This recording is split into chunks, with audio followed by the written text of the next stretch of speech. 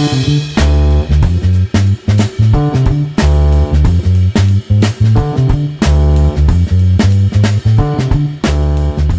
guys, Todd here. Welcome to Schecter After Hours. Been a while since we last hung out. Today I want to go over something really fun. A little bit of change of pace from usual, which is, setup techniques, that kind of stuff. Today I'd like to go over Relicing Hardware. It's a real fun deal. You can customize your own guitars really easily, get creative, get artsy, do whatever you want. However, it's also potentially dangerous. You'll be using some toxic chemicals. Use hand protection, eye protection, all that good stuff. Don't breathe in the fumes. Obviously, we're not responsible for any bodily harm, damage to your guitar or hardware, anything of that sort that might arise from you trying to replicate what we do here. But if you put in the effort, pay attention, take precautions, it's a super easy way to save some cash and also just have some fun with guitars, which at the end of the day is what we're here for, right? So yeah, let's get on with the show. Alright, so the first part of doing this process is breaking through the plating. Most guitar hardware, once it's plated with chrome, black chrome, black nickel, whatever it may be, usually it has some sort of plating on the outside that's really durable. Generally, guitar hardware doesn't age very well, so long as that coating is intact. So the first step is to break through the coating. Usually you can use something, just any kind of Scotch-Brite. Different grits, coarser Scotch-Brites will offer you a faster break-in of the parts coating. However, it can be easy to get carried away. So I recommend, if you're doing this for the first time, go with the least aggressive tools at your disposal. And once you get a feel for what you're doing here, then you can get kind of creative and look for all the options at your disposal and see what you can do. Personally, the way I go through this is I like to use a motory tool with a little abrasive buff right here. What this allows me to do is break through the coating super quick. Obviously, in the context of what I do things, I don't want to be spending hours upon hours relicing a tuning machine. So once you get a feel for using something of this sort, it's a much more efficient method. But like I said before, overly aggressive methods in undisciplined hands can lead to tragedy. So try to avoid that. Always wear eye protection, especially when you're doing stuff like this. Anything abrasive could fly right in your face.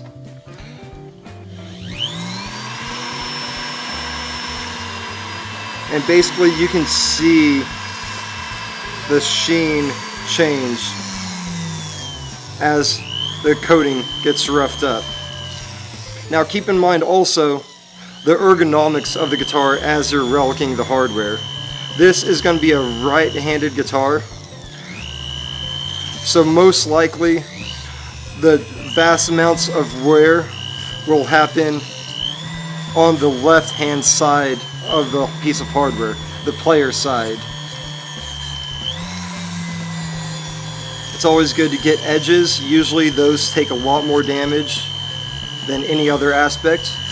Really, a good thing to keep in mind is just replicate wear that you naturally see on instruments. Go online, Google images, all that kind of stuff. Look at images of old guitars, look at the hardware, look at the wear they take up. Generally, when you're doing this part of the process, you just want to break through the plating overall relatively evenly, and then from there, once you have a good kind of base break, so to speak, you can go on and do the finishing touches.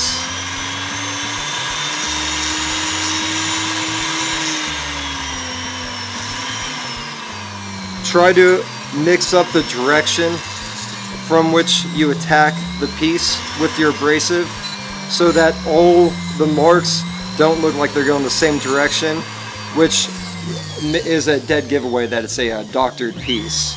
You're not trying to create counterfeits, but if you want it to look realistic, then you want it to look realistic.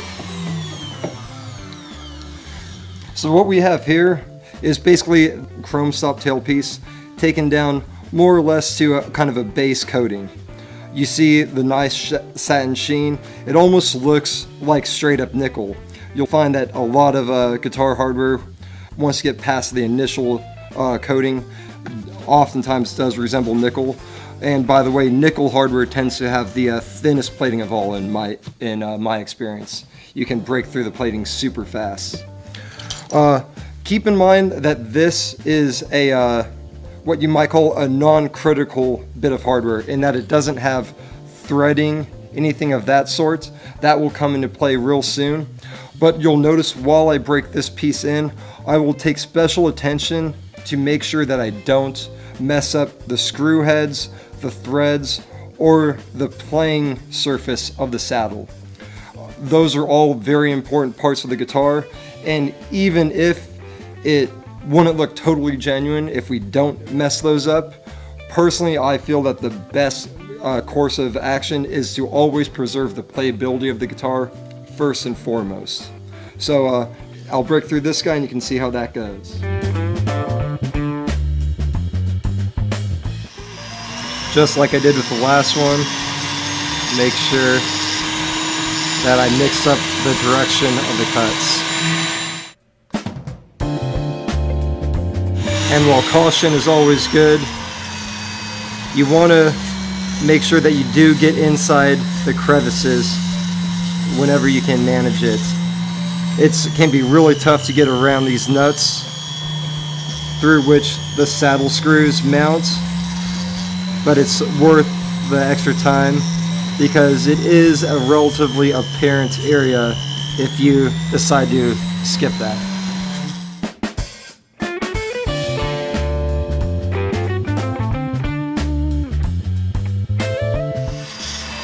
This is going to be the player side. Make sure I get that edge super well. You always get people palm muting, so you want to make sure that you display the wear of the actual use, even though it hasn't actually seen that use yet. In time it will.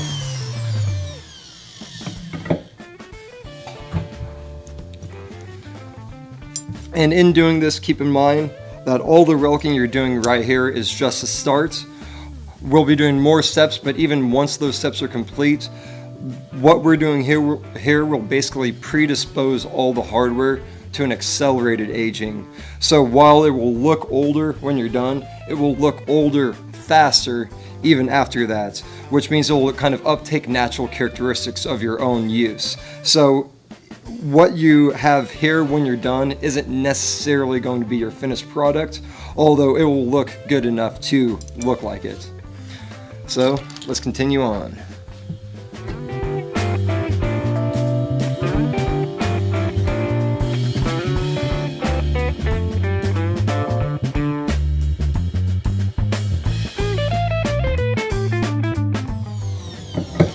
And you'll see that when the plating gets really worn away, oftentimes you'll have kind of a brass, coppery looking metal. That's really the base metal right there. And it's a lot of times really a good touch to bring that out in some areas, because through natural wear, for example on this guy, tightening and loosening the output jack for replacement and maintenance will eventually, by its own natural actions, reveal that base plating. So it is a very realistic touch to reveal, especially on inside edges, corners, and things of that sort. Now with tuning machines, you'll want to get all over. However, keep in mind a couple things.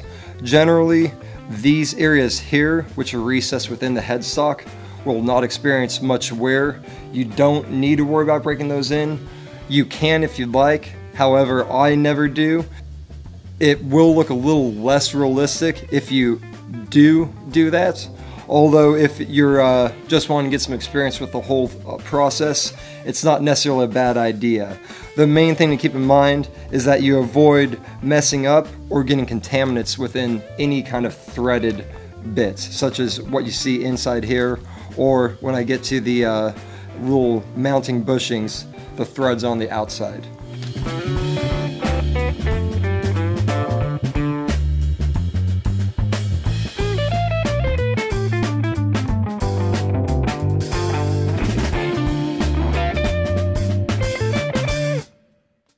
And now that we've got the plating worn away on these bits of hardware, we're going to go through the acid application, which is a lot of fun. However, we've all seen Breaking Bad, I'm sure.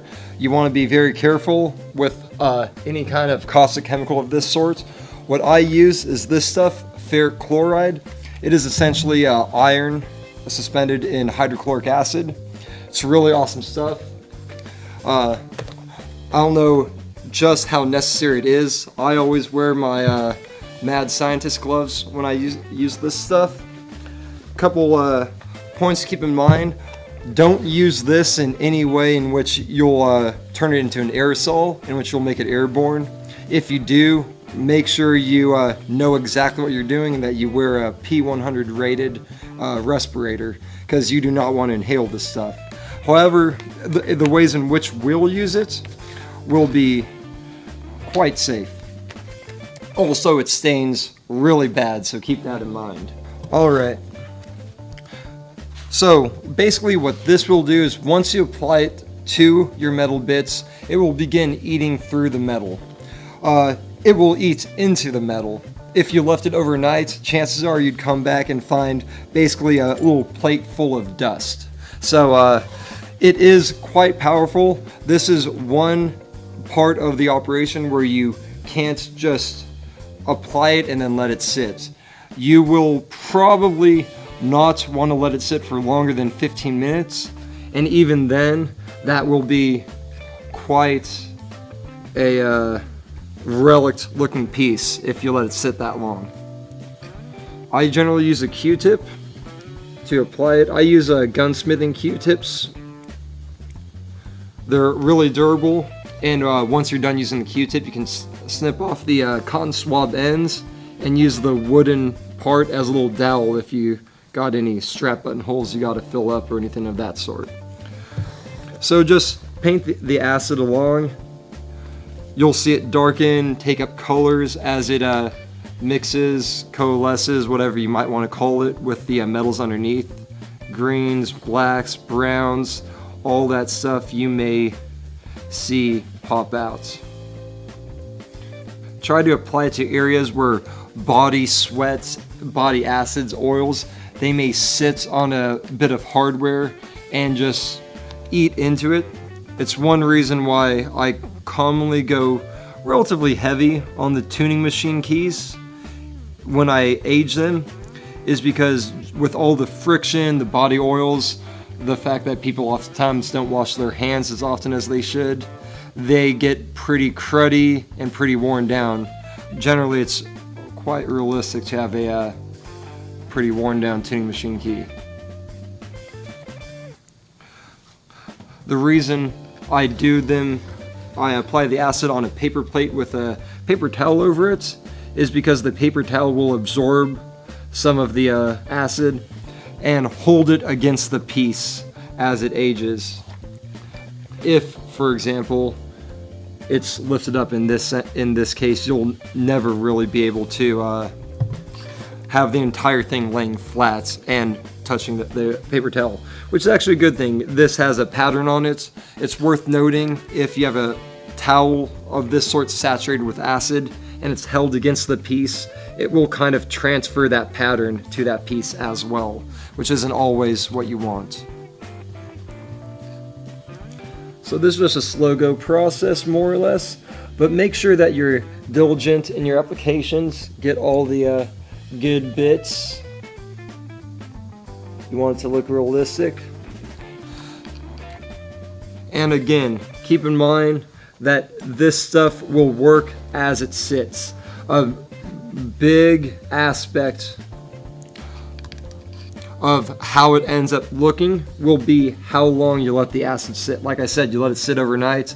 These will literally be pretty much disintegrated by the time you check them in the morning.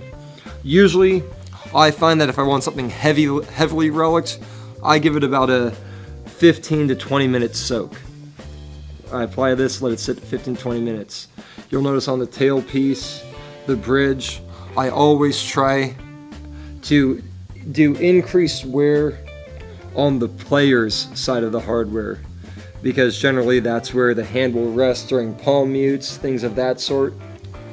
You'll also notice I'm keeping the acid from actually going inside the saddle channels as much as I can, and I'm also trying to keep it from hitting the screws as much as I can. A little bit isn't going to do any harm, but of course you want this to still be a functioning bridge, and if the screws get all cruddy, all corroded, then it will not function nearly as well as you would like it to. Make sure you get all areas.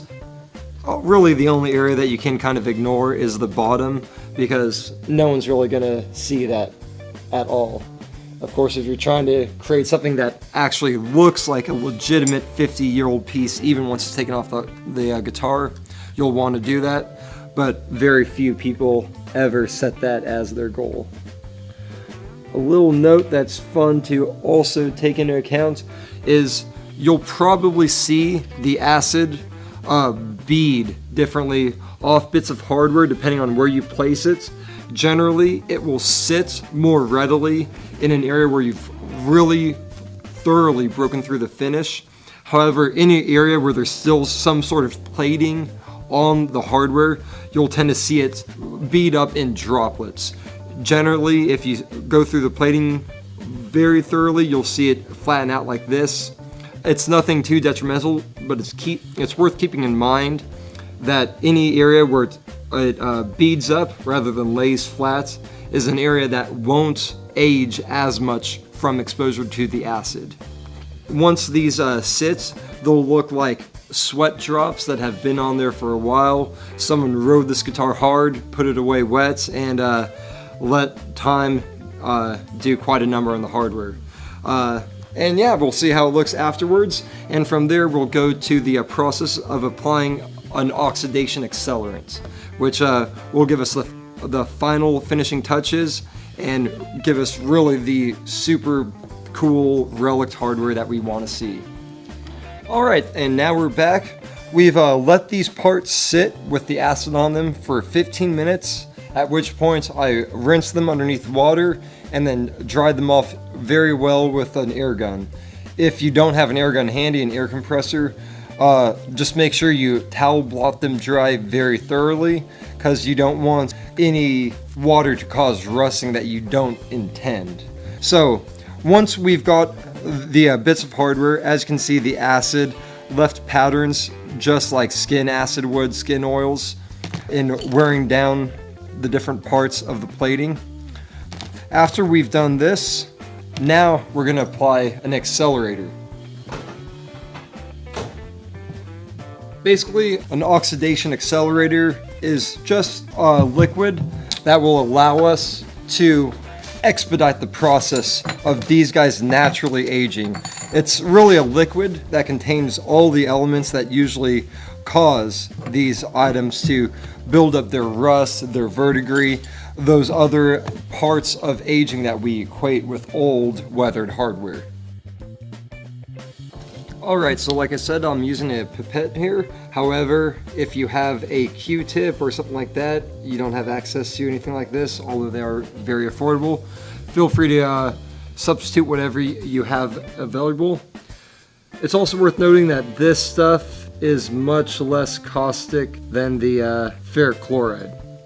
So it's nothing that will really eat away at your skin, although you definitely want to exercise precaution.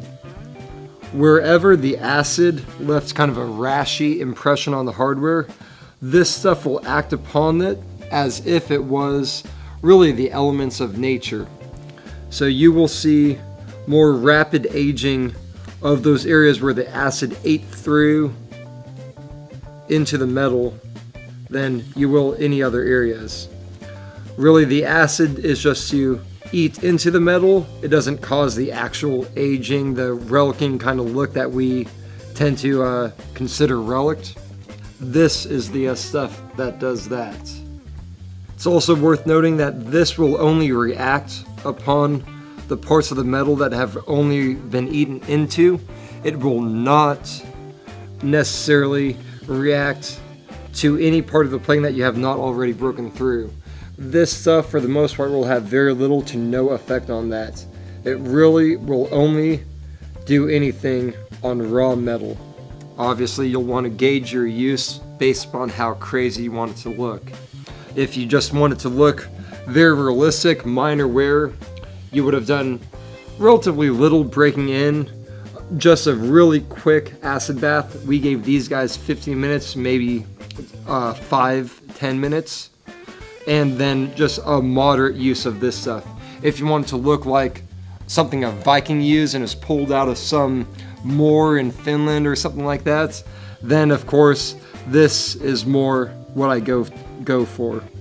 Generally, when I relic, I do it for artists who are going to be using the guitar on stage, and you want it to look relict from the stage. If you just do something minor, a lot of the times it's not going to be apparent on stage, which isn't bad if someone's going kind of classic, but a lot of our bands are metal bands. We want it to look pretty extreme and super awesome, so I always go a little bit heavier than what you might call realistic when I do my relicing. So from here, it's really just a matter of watching it and letting it give you the results that you want out of your hardware. It will keep aging the parts upon which it's acting. You can already see right here, the treatment is bringing up a green color. We'd call that a verdigris. Once everything is right where we want it, all you got to do, rinse it off, and it will stop acting. So really now all we do, we just let it sit. Once we see that it's where we want, we will go and rinse it off. During this process, don't be afraid to move bits around, reapply it. Obviously, as you shift the hardware around, the drips will kind of fall wherever they may want to fall. And you want to get not necessarily 360 degree coverage, but you don't want to just be presented with one face of the hardware upon which to work. You want to work all around the hardware as much as you can. So now we'll leave this well enough alone. Kind of like the acid, 15 minutes is usually what I go with. Half an hour will sometimes do it as well. Unlike the acid, this generally isn't detrimental to your hardware. If you left this overnight, you'd have something that looks really old, but it most likely would not be dust. It wouldn't be destroyed. Whereas if you did that with the acid, that would most likely be the case. So now we'll let this sit. We'll monitor it as it brings out the oxidation in our hardware. And once it's right where we want it, we'll rinse it off and pretty much be done with it. Right on, we'll see you then.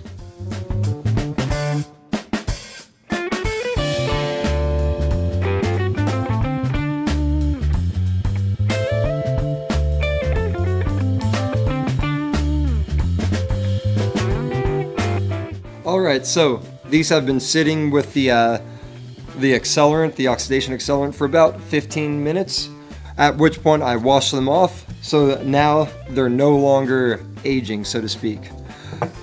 Before I wrap this whole operation up, one thing I do, anytime I relic a bridge, I like to make sure I treat the saddle screws so that the intonation is always easily adjustable, even if the oxidation gets a little out of hand and continues onto the screws.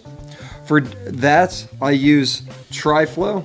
It's essentially a machinist oil that's impregnated with Teflon. If you're a bicyclist, you may be quite familiar with it. I just apply a drop and then move the saddle back and forth to ensure that it's evenly coated all over the place. The Teflon inside the oil will remain on the screw after the application, which will help ensure that even if the oxidation gets out of hand, creeps onto the saddle screw, it will always be relatively easily cleaned and easily adjustable. Not much sense in relicing a bridge in such a way that you can no longer actually use it.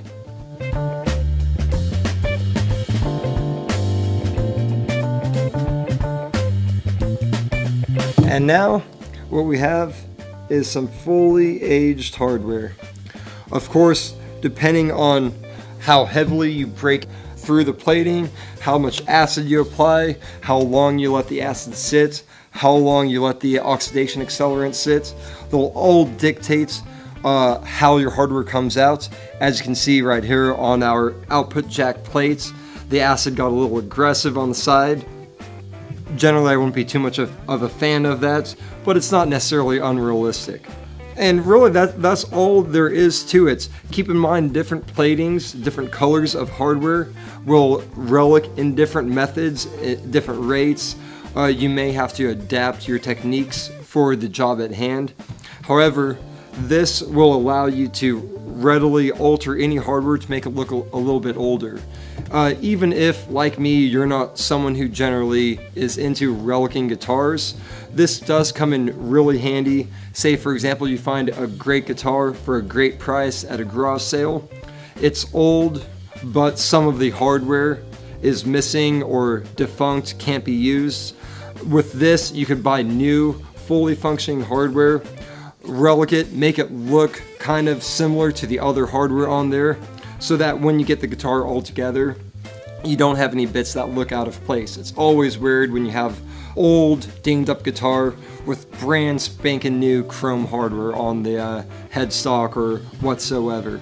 So this is a nice little option at your disposal with which you can use to make sure any guitar project you're working on is cohesive, both visually and functionally. So yeah, check it out, give it a shot. Obviously be safe when you do it, and I hope you enjoy it. Thank you for joining us.